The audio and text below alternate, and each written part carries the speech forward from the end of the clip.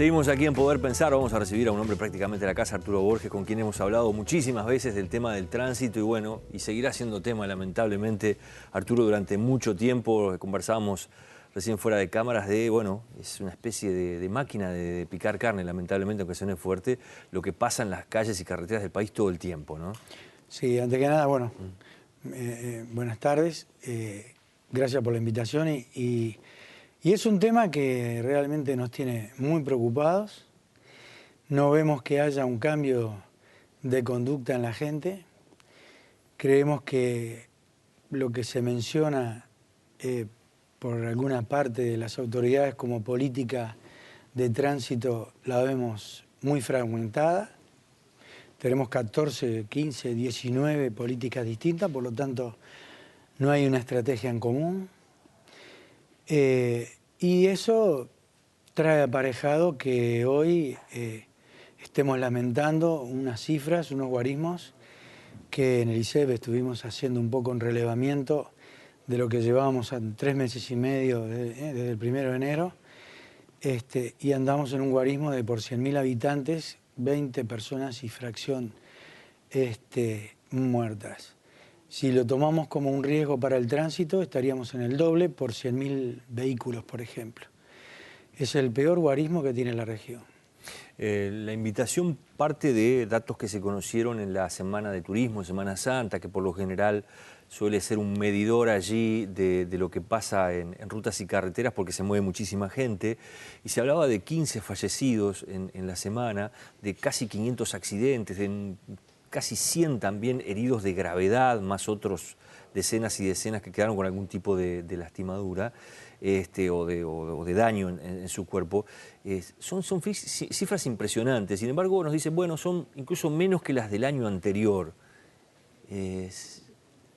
¿Cómo ves eso? No son nada menos que el año anterior. Son aleatorias esas cifras totalmente, pero démoslas por buenas. No son superiores a las del año pasado. Hablábamos con algún colega que si hoy hacemos una proyección de lo que llevamos en el año, una proyección lineal hasta fin de año, estaríamos en 650 muertos y arriba de los 31, 32.000 heridos. Porque lo que tú mencionaste ahora son heridos o datos que se obtienen en el lugar del hecho. Quiere decir que después a 30 días, por ejemplo, que es lo que manda o pide la Organización Mundial de la Salud para tener o para poder hacer un diagnóstico real de situación, no tenemos una cifra realmente fidedigna. Más, te diré que en el mundo entero ningún país tiene la cifra exacta porque muchas veces hay errores de inclusión en la estadística. Errores porque cuando toma la policía o lo tiene que pasar al hospital y después pasarlo a un sistema informático de un país, ningún país se la juega que la cifra que da es realmente la cierta. Porque siempre hay errores de inclusión. Por lo tanto, la realidad creo que supera lo que estás diciendo tú. ¿Cuál es el problema? Sí, digo, no es nada sencillo, por supuesto, resumir, y lo hemos hablado muchas veces, pero uno siente como la sensación de que se avanza poco, que se evoluciona poco en materia de cultura de tránsito en Uruguay. ¿Es así? Sí, nosotros creemos que sí. Respetamos todas las opiniones. Creemos que desde que está la administración de la UNACEV han hecho unos esfuerzos fenomenales. Nosotros apoyamos los esfuerzos, pero no tenemos tenemos la percepción de que ninguna de las medidas que se ha tomado se puede evaluar. Entonces, ¿cómo yo hago para modificar un diagnóstico o medir algo que no puedo evaluar? Y por lo tanto, enunciar una ley. Las leyes por sí solas, que tenemos algunas a partir de 2007, y ahora con estas que salieron últimas de que hace 1 año y medio, la ley por sí sola no cambia comportamientos. Nosotros necesitamos fórmulas a corto plazo, mediano y largo plazo.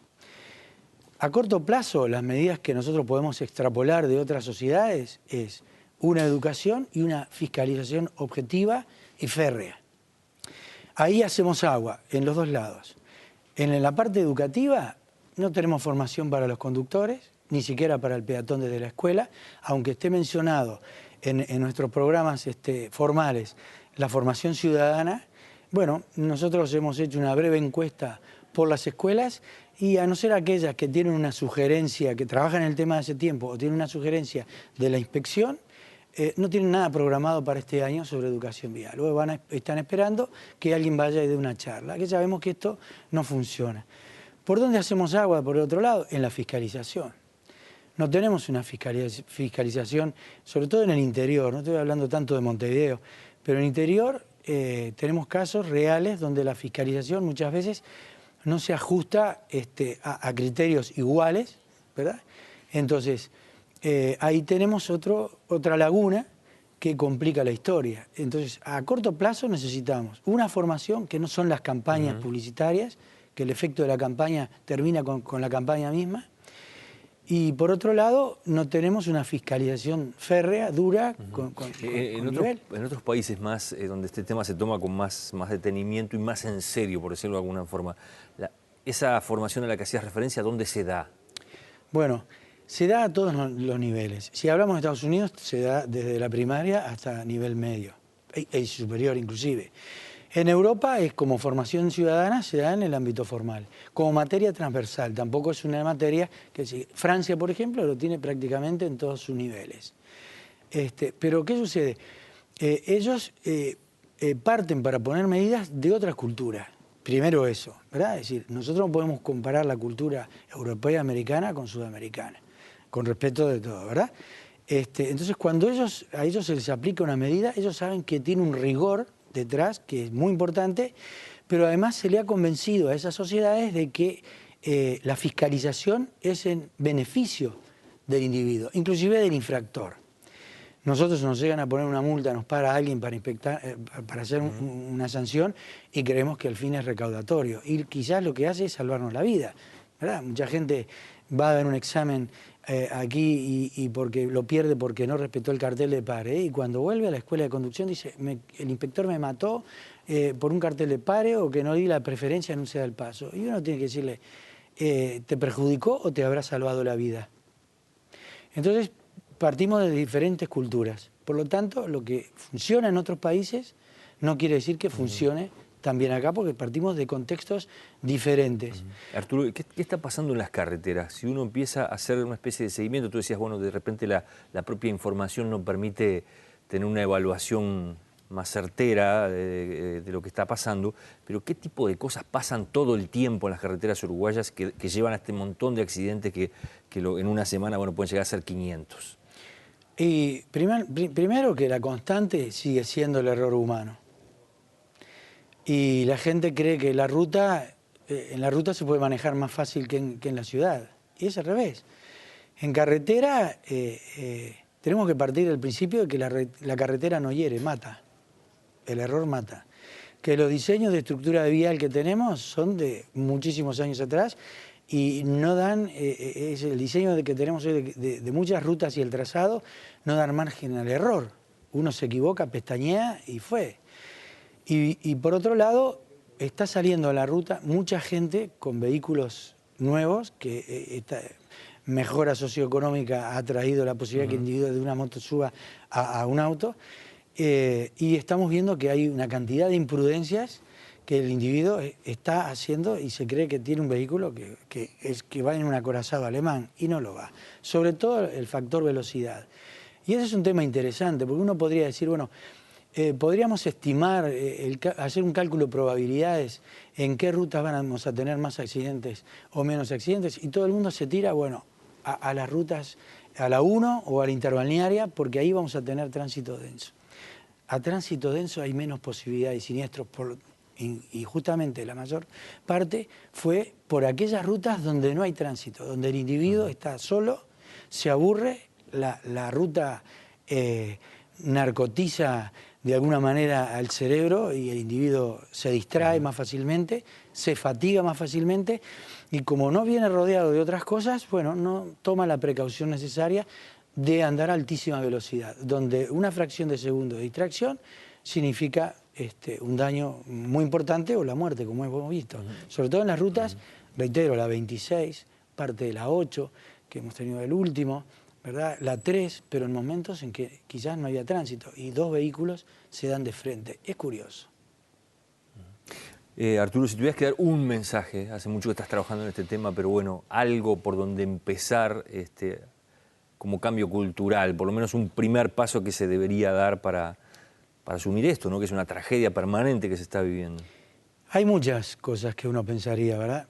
Dar una sola solución sería un atrevimiento de mi parte, porque la educación solo no va a regular el tema, la fiscalización tampoco, sino que debemos reunir una cantidad de variables. Pero yo creo que lo primero que debemos establecer es un criterio, una estrategia de política de Estado, un pacto nacional con las intendencias, de que todas apliquen el mismo tema, el mismo régimen de sanción.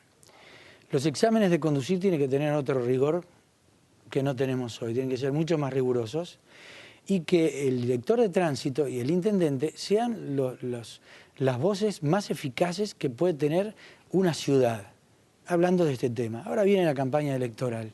No vemos que nadie ponga en las campañas, creo que por ahí vi uno solo, menciona que se va a preocupar por la seguridad vial. En otros países, antes de las elecciones, algunos políticos inteligentes utilizaron esto como bandera y le ha dado un resultado fenomenal. Porque, a ver, ¿la gente sale a la ruta y tiene el accidente porque lo busca? No, nadie piensa que va a tener un siniestro.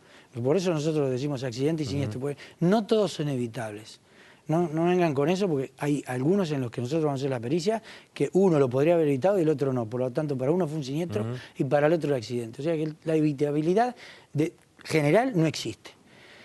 Entonces, yo creo que lo más importante es que en todas las ciudades se arme una campaña bien fuerte sobre este tema, que la gente comprenda cuál es el beneficio de cumplir la normativa y, por otro lado, un cuerpo inspectivo creíble que aplique las normas, las sanciones, conociendo lo que aplica, a rajatabla, y después intentar de a poco ir metiendo en la educación formal esto como materia transversal. Yo creo que en 7, 8 años para atrás, si hubiéramos trabajado más en esto, hoy tendríamos exámenes con los mismos criterios, la gente estaría oyendo todo lo mismo y pensamos nosotros, hubiéramos obtenido algún elemento mejor que el que hoy estamos hablando y sufriendo.